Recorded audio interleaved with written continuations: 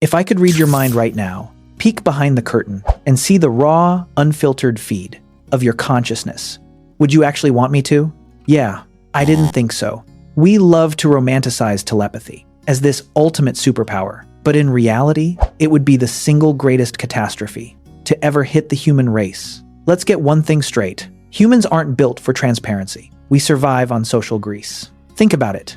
When your friend asks, "Do I look bloated in these jeans?" you don't say yes. You say, "It's just the lighting," while your brain is doing a full 360-degree forensic scan. Your partner cooks a healthy dinner. That tastes like salted drywall. You smile, say it's interesting, and then silently order DoorDash under the covers at midnight. Your boss says, "That's a bold perspective," in the meeting. Translation: that is the dumbest thing I've heard this fiscal year. We call it diplomacy. Emotional intelligence. Being a decent person. It's just high-level, artistic lying. With better branding, our entire civilization is a house of cards, built on polite deception.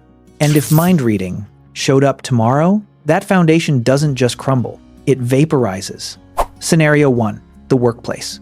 Picture a typical Monday morning. Your manager walks into the conference room, radiating that forced team player energy, holding a Q3 roadmap that still smells like the office printer.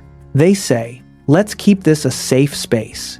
No bad ideas." If telepathy was on, the room would sound like surround sound chaos. Why is it always a Monday? You haven't listened to a single idea since the 2022 rebrand. This deck is just last year's leftovers. With a new font, I'm 80% sure I left the stove on. But here's where it goes full meltdown. The manager reads the team. The team reads the manager reading them. Everyone realizes the other person just figured out that they know that you know. That is a psychological chain reaction. In 90 seconds, the meeting dissolves. In a week, the entire industry of HR and leadership coaching goes bankrupt because there's nothing left to manage but pure, unadulterated resentment. Scenario 2. Love. This is the real no man's land. We spend billions of dollars and millions of hours just trying to decode our partners. Self-help books, couples therapy, TikToks titled 3 Signs They're Pulling Away. All of it exists for one reason. We are completely locked out of each other's head. If we could get in, the first date would be a disaster. Instead of charming banter, you'd both hear the internal screaming simultaneously. Is my hair doing that weird thing? Is it too early to mention I'm obsessed with taxidermy? Should I pretend I'm not hungry so I seem low maintenance? Actually, that part might be okay. You'd realize you're both equally terrified. Sounds kind of compatible. The danger zone is the long term. When I'm listening, babe, is playing on the surface, but his brain is running. A live stream of the NFL Sunday Ticket, When I'm Fine, is actually a 400-page psychological thriller, documenting every mistake you've made. Since the Obama administration, global breakup rates would skyrocket overnight. But the couples who survive, the ones who hear the unfiltered noise and still choose to stay, they'd have something stronger than anything ever built on curated texts and strategic vulnerability. The masks are gone. There's only one question left. Now that I know everything, do I still want to be here? That's almost beautiful. Getting there, though, would have a massive body count. Scenario 3. Social media. This is the one that genuinely gives me chills. Right now, social media is already a curated gallery of our best selves. Filtered photos, captions rewritten 3 times. It's the internal PR department for your ego. Everything edited, approved, and then released to the public.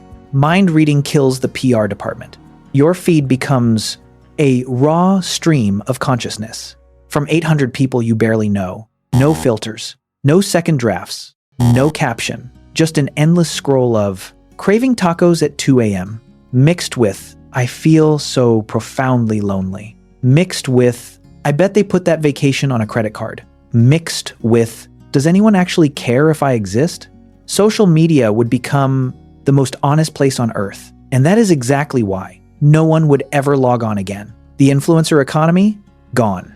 Every content creator, including, this channel, would disappear. Why broadcast anything when everyone's private thoughts are already on autoplay? Sounds kind of sad, but also kind of peaceful. So, Do we actually want to read minds? The answer is simple and kind of funny. Nobody wants the whole book. We just want the cheat codes. We want to know if the crush likes us back, if the boss actually respects us, if our friends are really our friends. When we're not in the room, the rest of it, the 3 a.m. spirals, the irrational jealousies, the petty insecurities. People can barely admit to themselves, we don't want that. Not from others. And honestly, not from ourselves either. Turns out, humanity isn't afraid of being misunderstood. We're terrified of being understood too well. Psychologists talk about radical honesty, the idea that saying everything, holding nothing back, actually creates deeper connection between people. Maybe it does. But I believe there's something that science hasn't quite captured yet. That space between what we think and what we choose to say. That pause. It isn't always deception. Sometimes it's a person deciding to hold something back, not because they're lying, but because they are trying to love you the best way they know how. Take that space away, and we become more transparent. But we don't necessarily become more kind. So thank God. Thank God we're still a species that can't read each other's minds. It's why we're still here. Not just because of our intelligence, not just because of our technology, but because somewhere along the way, we evolved the ability to think something and have the grace not to say it. We call that kindness.